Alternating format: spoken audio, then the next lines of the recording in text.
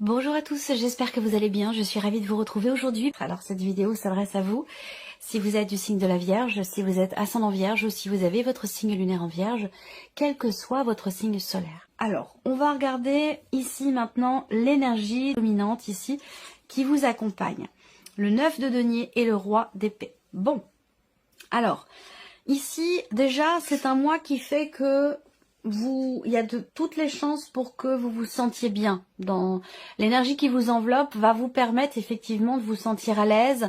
Et d'ailleurs, on a l'idée d'être à l'aise d'ailleurs avec le roi d'épée dans une dimension quand même relationnelle, dans des échanges en termes de communication, que ce soit au travers d'un entretien, que ce soit dans une relation qui est importante pour vous, par rapport à un sujet particulier. Qui sera abordé. On a une certaine fluidité en termes de communication. Donc pour vous, c'est un mois propice à l'expression de quelque chose, à l'échange, au partage, au dialogue et à la communication.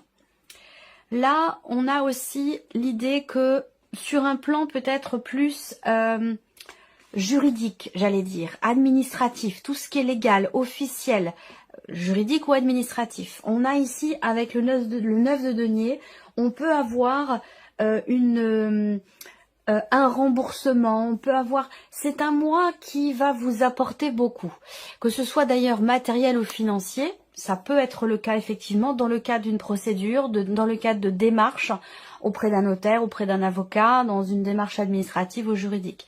Avec le 9 de denier, voilà, peut-être que là vous êtes accompagné par une personne assermentée, une personne spécialisée dans son domaine, pour vous permettre d'obtenir peut-être un prêt, un remboursement, quelque chose en tout cas de financier.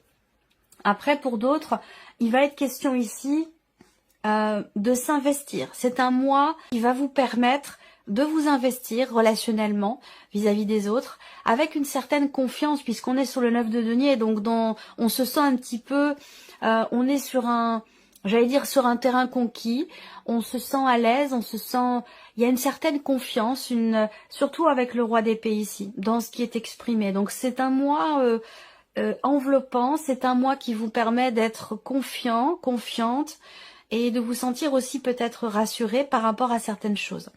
On va regarder l'aspect positif pour vous les vierges sur ce mois, la reine de bâton. Donc le côté positif, effectivement, c'est l'idée de prendre ou de reprendre le pouvoir quelque part. C'est la notion de fierté, la notion de confiance, de volonté, de détermination. La reine de bâton, c'est l'énergie de quelqu'un qui s'affiche, c'est l'énergie de quelqu'un qui n'a pas honte, qui n'a pas peur et qui a une certaine fierté. Donc vous êtes dans cette énergie. On peut avoir aussi un aspect positif pour vous les vierges avec une personne qui est d'un signe de feu, une personne qui est sagittaire, lion ou bélier. Comme je le précise à chaque fois, les signes astro, ce ne sont que des indications. Ça va évidemment pas correspondre à tout le monde. Mais on peut avoir une dimension positive dans un relationnel avec une personne qui est d'un signe de feu. Le côté positif pour vous avec cette reine de bâton également, c'est l'idée que vous allez être tout à fait en capacité de pouvoir extérioriser, exprimer quelque chose qui est au fond de vous. Alors ça peut se traduire par la création, la créativité, exprimer le feu qui brûle en vous, ce qui vous anime. C'est un mois ici tout à fait effectivement propice à l'expression de votre petite flamme intérieure, j'allais dire. Voilà. Alors, on va regarder ce qui est à dépasser pour vous les vierges. Le roi de coupe. Alors là, ce qui est à dépasser va se situer peut-être sur un plan émotionnel. Dans le fait le défi pour vous, ça va être d'accepter quelque chose que vous ressentez. Donc là, on peut avoir des émotions intenses et le défi pour vous, ça va être de les accepter, ces émotions, de les accueillir, de les conscientiser pour mieux les gérer et mieux les accepter. Ce qui est à dépasser pour d'autres peut se situer par rapport à une personne, quelqu'un qui est très proche de vous, votre partenaire, la personne que vous aimez, la personne de votre vie, votre mari, votre femme, un ou une amie très chère. Mais ça peut être aussi par rapport à une personne qui est poisson, cancer ou scorpion. Voilà, peut-être qu'avec ces signes-là, peut être un petit peu compliqué, ou alors il y a des choses qui peuvent être à dépasser dans cette relation, surtout par rapport à ce qui est ressenti. Alors, on regarde le conseil qui peut vous être donné, amis vierges, pour les énergies de ce mois. Le diable, l'énergie du diable. Alors, le conseil qui vous est donné ici, c'est de faire face, c'est d'assumer. C'est aussi de faire en sorte de pouvoir prendre le recul nécessaire pour pouvoir vous défaire ou vous libérer de quelque chose que vous subissez. Alors, cette notion de quelque part de soumission, le fait de subir quelque chose, ça peut être un ressenti. On a l'impression d'être enfermé, d'être emprisonné, mais ça peut être aussi une situation dans laquelle effectivement on se sent coincé. Voilà, il y a peut-être des choses à assumer rapport à certaines obligations également pour certains d'entre vous. Alors, on continue. On va regarder votre énergie à vous. Votre énergie à vous, votre état d'esprit, amis vierges. La lune et le 2 de denier. Alors, là, on voit que il se passe beaucoup de choses en vous, émotionnellement. L'idée qu'effectivement, les émotions peuvent prendre le dessus sur le mental, mais avec ce 2 de denier, vous savez, quelque part, faire l'équilibriste. Vous allez savoir jongler avec et les émotions débordantes et le mental. Vous allez être en capacité, avec ce 2 de denier, de faire en sorte de pouvoir composer pour, malgré tout, harmoniser les choses et garder ou atteindre une certaine forme d'équilibre. Voilà. Il peut y avoir aussi votre énergie, votre état d'esprit, elle peut être centrée sur un aspect plutôt matériel, voire même financier, où il se peut que vous ayez des scrupules, il se peut que vous ayez aussi des regrets également par rapport à une dimension matérielle ou financière. Alors, on continue. La partie émotionnelle et sentimentale. Alors, émotionnelle et sentimentale. 8 d'épée, le soleil. Ah bah ça, c'est intéressant. C'est intéressant parce que ici, et ça c'est formidable, parce que ça a un lien avec ce qui est à dépasser par rapport à tout ce qu'on vient d'aborder sur le plan émotionnel, puisqu'on est dans cette partie émotionnelle et sentimentale. Le 8 d'épée, on voit bien qu'il peut être question d'un déni, ou des sentiments, des émotions, des ressentis, ou un vécu dans la vie sentimentale qui n'est pas accepté, ou qui est refoulé.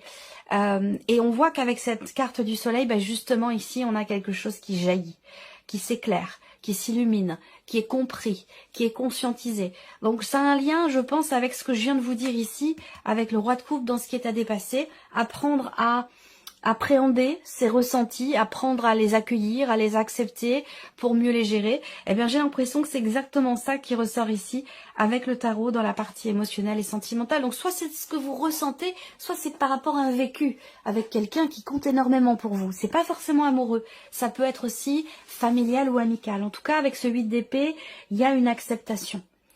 Il y a une compréhension ici, surtout, évidemment, accompagné du soleil. Il y a une acceptation, une compréhension. On arrive à dépasser peut-être, des a priori. Voilà, c'est ça. On arrive à dépasser des a priori ou à comprendre pourquoi, à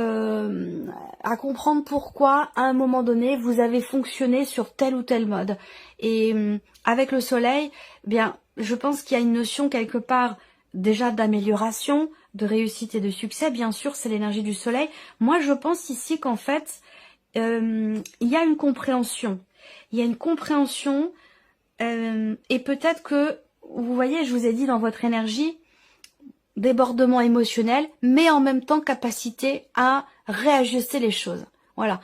Donc, ça fait partie peut-être d'un cheminement, d'une évolution personnelle, voire même spirituelle, puisque je vous parlais de continuer votre mutation, particulièrement par rapport à des ressentis, par rapport à un vécu qui vous a touché émotionnellement. Là, on voit qu'il y a ici, on se défait, on se libère ici, et c'est aussi le conseil qui vous est donné, la notion de libération.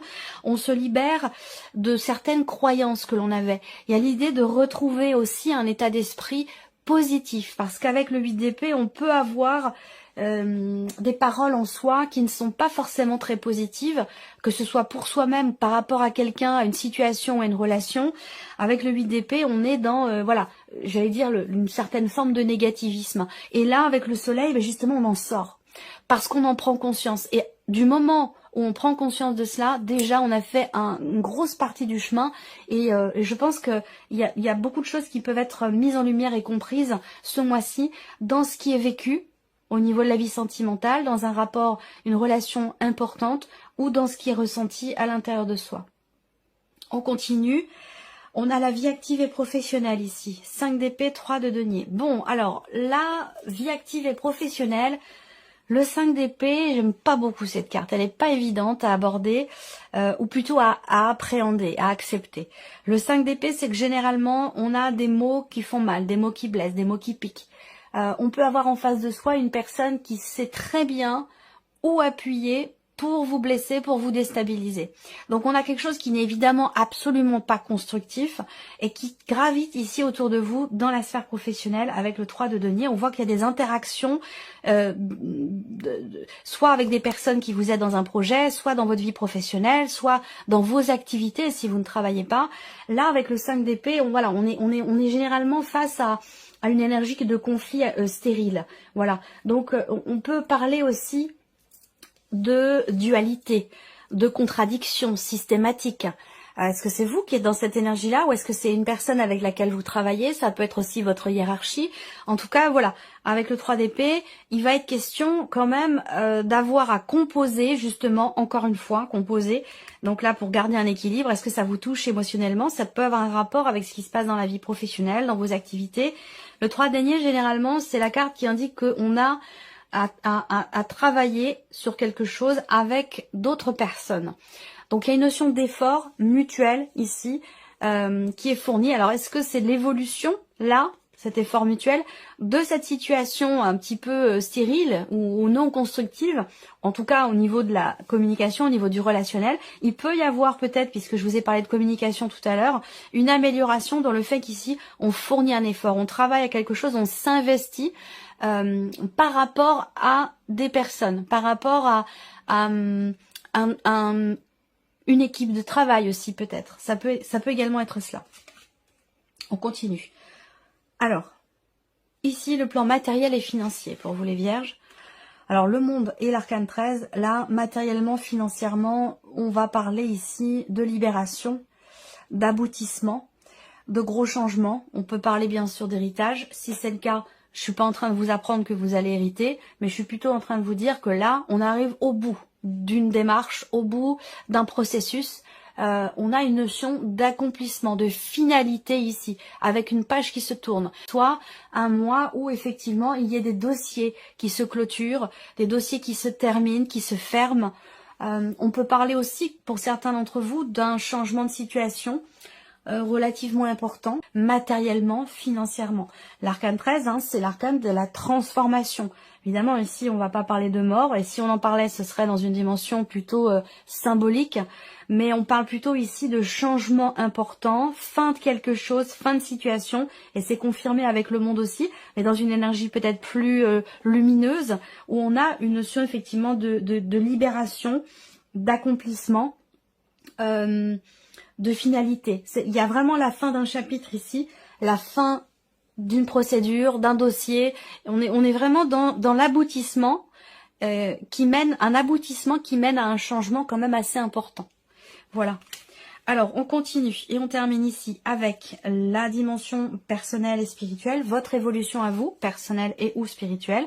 Ah, ça j'adore. Cette association, elle est superbe. Ici, avec le pendu, on peut avoir l'idée de se sentir impuissant, l'idée de se sentir coincé. Alors ça peut être dans un process, ça peut être dans une évolution personnelle, dans une remise en question, dans un travail sur soi ou dans un cheminement aussi spirituel. L'idée de se dire mais j'arrive pas à avancer, pourquoi ça n'avance pas, pourquoi je me sens bloquée, pourquoi j'ai l'impression que c'est bloqué, que ça n'évolue pas. Et là on voit que surtout avec l'as d'épée, on voit que là vous allez savoir et réussir à vous positionner d'une autre manière, à percevoir la situation, l'évolution en question, que ce soit une évolution personnelle, un cheminement spirituel. Vous allez être en capacité de pouvoir regarder les choses sous un autre angle, différemment. Et c'est ça qui va vous permettre ici, peut-être, d'avoir de nouvelles idées, d'avoir une compréhension peut-être plus claire de ce qui est, de pourquoi on se sent bloqué, pourquoi on a l'impression que ça avance pas ou qu'on n'évolue pas personnellement, spirituellement. Avec l'As d'épée, là, on est dans la compréhension, on est dans la clarté et dans la possibilité d'un nouveau départ. Donc je pense qu'il y a certainement quelque chose qui se débloque dans une évolution personnelle, un cheminement spirituel ou dans une remise en question aussi, dans un travail sur soi. On va continuer et puis on va regarder ce qui se passe avec le petit Lenormand. On va revenir ici dans la vie émotionnelle et sentimentale. Vierge. Action, possibilité d'agir, tenter sa chance, tenter quelque chose. Là, il est question de se sortir ici. Il est question de se sortir d'une situation dans laquelle effectivement on a peut-être des... Mais on parle de croyances ici, de croyances limitantes, d'auto-limitation, d'auto-restriction ici. Et on voit qu'avec le trèfle et cette carte-là, eh bien, il y a cette idée, on a une énergie forte ici. C'est-à-dire qu'on déploie peut-être un stratagème, on déploie toutes ses capacités pour se sortir d'une situation, ou d'un état d'être, ou d'un état d'esprit, par rapport à ce qui est ressenti. En termes ici de croyances limitantes, de restrictions, de limitations. On s'interdit ici on s'interdit d'aimer, on s'interdit d'être aimé, on s'interdit quelque chose ici. On ne s'autorise pas quelque chose. Et là, avec le soleil, il y a une compréhension, une prise de conscience par rapport à ça, ou une forme de libération. Pourquoi? Parce qu'ici, on ose, on tente quelque chose. Il y a l'idée, pas d'une prise de risque, mais l'idée de se dire, ben voilà, peut-être qu'il faut que j'y mette un peu du mien et que il faut que je tente quelque chose. Si je ne tente rien, si je ne fais rien, il y a peu de chances pour qu'effectivement j'arrive à mes fins ou que j'arrive à me libérer de certaines croyances, d'un schéma peut-être répétitif ou d'un mode de pensée par rapport à ce qui est vécu ou ressenti dans la vie émotionnelle et sentimentale. Donc là, on a une énergie d'action, il y a une fenêtre qui s'ouvre pour pouvoir améliorer quelque chose en soi, dans sa manière de percevoir les émotions, les ressentis ou le vécu sentimental. Et cette possibilité d'action dans l'idée aussi de comprendre le pourquoi du comment. C'est intéressant. Alors, on continue. Vie active et professionnelle. Bon, alors, il y a quand même l'idée d'avancer. Première chose que je vois ici, c'est le fait que l'on prend le temps de la réflexion. On prend le temps de prendre du recul par rapport à ce qui est contrariant, à ce qui n'est pas constructif, à ce qui est piquant aussi, relationnellement, en termes de communication avec une ou des personnes qui vous entourent dans votre vie professionnelle. Là, il y a cette idée de peut-être aussi de mettre des barrières, de mettre des limites, de ne pas se laisser, justement, de faire en sorte de ne pas être atteint ou atteinte par ces petits pics qui peuvent être lancés ici. Hein. Voilà. Là, ça va être l'idée aussi, dans quelque chose qui est à régler, une situation un petit peu problématique, de prendre le recul et la hauteur nécessaire pour pouvoir aller de l'avant et pour pouvoir avancer, pour pouvoir faire avancer, évoluer certainement un travail d'équipe. Parce que pour moi, ça parle quand même ici d'une équipe de travail, d'interactions de toute façon relationnelles, qui sont pas forcément évidentes, mais dans lesquelles il est question... effectivement peut-être de mettre une barrière ou où il est question peut-être de prendre un peu de recul et un petit peu de hauteur. Voilà. Là, il va être question de nouvelles aussi qui arrivent à vous. Vous allez recevoir des nouvelles d'une entreprise ou des nouvelles en lien, en rapport avec soit la médecine du travail, soit quelque chose d'officiel, d'étatique, d'administratif, voire même peut-être aussi de juridique pour certains ou certaines d'entre vous, si vous êtes en cours de procédure, par rapport à une dimension professionnelle. Ouais, il y a quelque chose à régler, de toute façon, ça s'est confirmé ici, aussi avec le 6 de pique. Mais je pense que là, on a le 9 de cœur qui arrive derrière. Donc effectivement, je pense qu'il y a quand même l'idée que quelque chose puisse se régler dans la sphère professionnelle, peut-être par rapport à une administration ou l'officialisation de quelque chose. Alors, le plan matériel et financier, c'est quand même important parce que vous avez deux arcanes majeures sur ce plan-là. Matériel et financier pour les vierges. C'est bien parce que là, dans ce qui change en fait, hein, dans ce qui aboutit, dans ce qui se termine, dans ce qui change fondamentalement ici avec l'arcane 13, dans ce qui est en train de se transformer pour vous, matériellement, financièrement, eh bien, il y a l'idée quelque part de se sentir bien ici, intérieurement. Donc pour moi, il y a un aboutissement, un soulagement, sentiment de libération dans quelque chose qui prend fin par rapport à une notion de changement, de fin ou de transformation. Et là, on voit qu'intérieurement, c'est quelque chose qui vous réjouit. Alors peut-être aussi que pour d'autres, on a un changement radical. Pourquoi? Parce qu'on a ici l'idée d'une proposition, d'une offre qui est faite. Est-ce qu'il est question de vendre, d'acheter? Il y a l'idée d'une transaction immobilière de toute façon, quelque chose en rapport avec l'immobilier ou en rapport avec la famille si c'est dans le cadre d'une succession. Peut-être qu'on réussit à vendre un bien, on accepte une proposition. Il y a une proposition qui est faite pour certains d'entre vous, quoi qu'il en soit. Là, intérieurement, il y a une forme de bien-être, d'épanouissement aussi. Parce que là, on se libère de quelque chose. On se libère aussi peut-être d'un poids. On termine avec ici la partie personnelle et spirituelle, évolution personnelle, cheminement spirituel. Ouais, évolution. Élévation. Élévation personnelle. Là, pourquoi? Parce qu'il y a quelque chose qui est compris ou qu'on arrive à trouver des réponses qui sont en soi d'ailleurs, puisqu'avec le pendu, il y a un halo de lumière normalement qui entoure ici la tête du pendu. Ça veut dire que là, il y a une notion quelque part d'illumination. Là, il y a une prise de conscience, il y a quelque chose qui se débloque. On a ici l'énergie du cœur. Donc on parle d'émotion, d'amour, de sentiments. On parle du chakra du cœur, on parle de l'énergie d'amour avec un grand A, quelle qu'elle soit. De quelque manière qu'elle soit vécue ou représentée. Et ça, on en a parlé aussi là, sur la partie émotionnelle et sentimentale.